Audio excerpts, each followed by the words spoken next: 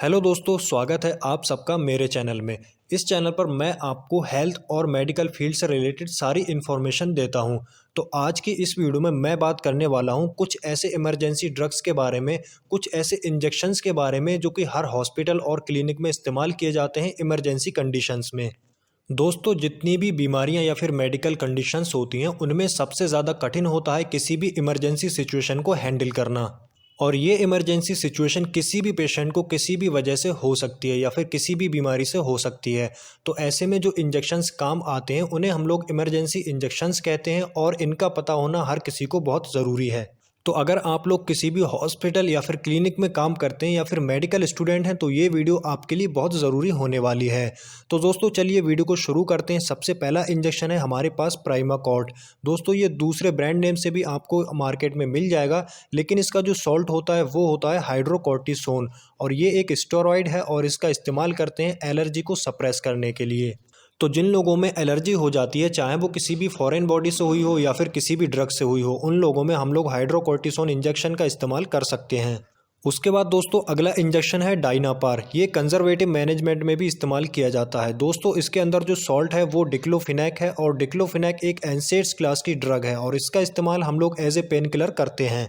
यानी कि जब किसी को अचानक से बहुत ज़ोर से पेन होता है तो हम लोग इस इंजेक्शन का इस्तेमाल करते हैं। नॉर्मली ये इंट्रामस्कुलर दिया जाता है, लेकिन कुछ लोग इंट्रावेन भी देते हैं इसे डाइल्यूट करके।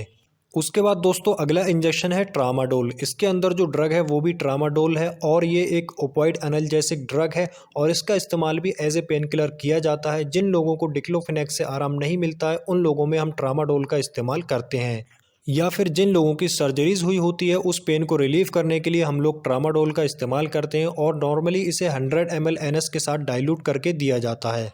उसके बाद अगला इंजेक्शन है लेसिक्स। इसके अंदर जो सॉल्ट है वो फ्यूरोसेमाइड है और ये एक लूप डायूरेटिक क्लास की ड्रग है और इसका इस्तेमाल किया जाता है डायूरेसिस के लिए, या फिर जिन लोगों का ब्लड प्रेशर बहुत ज़्यादा हाई होता है उसे कम करने के लिए इस इंजेक्शन का इस्तेमाल किया जाता है। उसके बाद दोस्तों अगला इंजेक्शन है एट्रोपिन। इसकी जो ड्रग है वो एट्रोपिन सल्फेट है और ये एक एंटीकोलिनर्जिक क्लास की ड्रग है और इसका इस्तेमाल किया जाता है हार्ट फेलियर की कंडीशन में, यानी कि जिन लोगों का हार्ट बीट करना बंद कर देता है या फिर बहुत ज़्यादा ब्रेडिकार्डिया की प्रॉब्लम होती है तो वहाँ पर इस इंजेक्शन का इस्तेमाल किया जाता है। और दोस्तों अगला इंजेक्शन है फिवेस्टिन। इसके अंदर दो सॉल्ट होते हैं, एक पैरासीटामोल और दूसरा लिग्नोकेन। दोस्तों पैरासीटामोल एक एनसेड्स क्लास की ड्रग है और मेनली इसी की वजह से इस इंजेक्शन का इस्तेमाल किया जाता है और इसका यूज़ हम करते हैं फीवर में।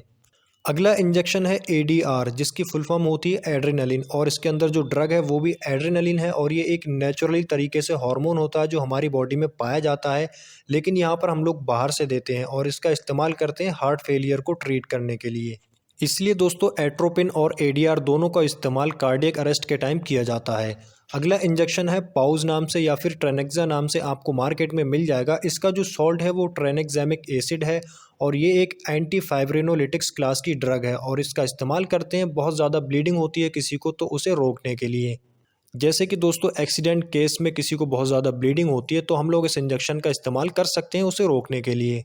अगला इंजेक्शन है दोस्तों डेक्सोना और इसकी जो ड्रग है वो डेक्सामीथासोन है और ये भी एक स्टेरॉयड है जिसका इस्तेमाल किया जाता है एलर्जी को रोकने के लिए। भले ही वो एलर्जी किसी फॉरेन बॉडी से हुई हो या फिर किसी ड्रग से हुई हो या फिर इंटरनल हुई हो, हम इस इंजेक्शन का इस्तेमाल हमेशा एलर्जी को रोकने के लिए करते हैं। या फिर जिन लोगों का इम्यून रिस्पॉन्स बहुत ज़्यादा हाई होता है तो उसे सप्रेस करने के लिए भी इस इंजेक्शन का इस्तेमाल किया जाता है। और दोस्तों अगला इंजेक्शन है एविल।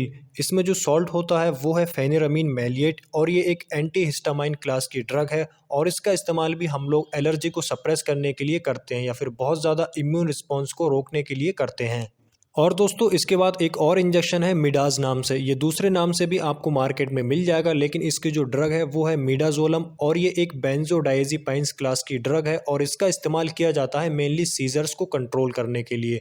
जिन लोगों में बहुत ज़्यादा सीजर की प्रॉब्लम होती है या फिर स्टेटस एपिलेप्टिकस कंडीशन होती है तो ऐसी कंडीशन में इस ड्रग का इस्तेमाल करते हैं। तो दोस्तों ये हैं कुछ कॉमन इंजेक्शंस जो सभी हॉस्पिटल्स और क्लिनिक्स में इस्तेमाल किए जाते हैं इमरजेंसी कंडीशंस में। इन सब के अलावा और भी बहुत सारी इमरजेंसी कंडीशन होती हैं जिनमें अलग अलग इंजेक्शन किए जाते हैं इस्तेमाल, लेकिन ये इंजेक्शन बहुत ज़्यादा कॉमन है इसलिए मैं आपको बता चुका हूँ। तो दोस्तों आज की वीडियो में इतनी ही इन्फॉर्मेशन। आई होप आपको वीडियो पसंद आई होगी। वीडियो अच्छी लगी है तो लाइक करें और चैनल को सब्सक्राइब करें।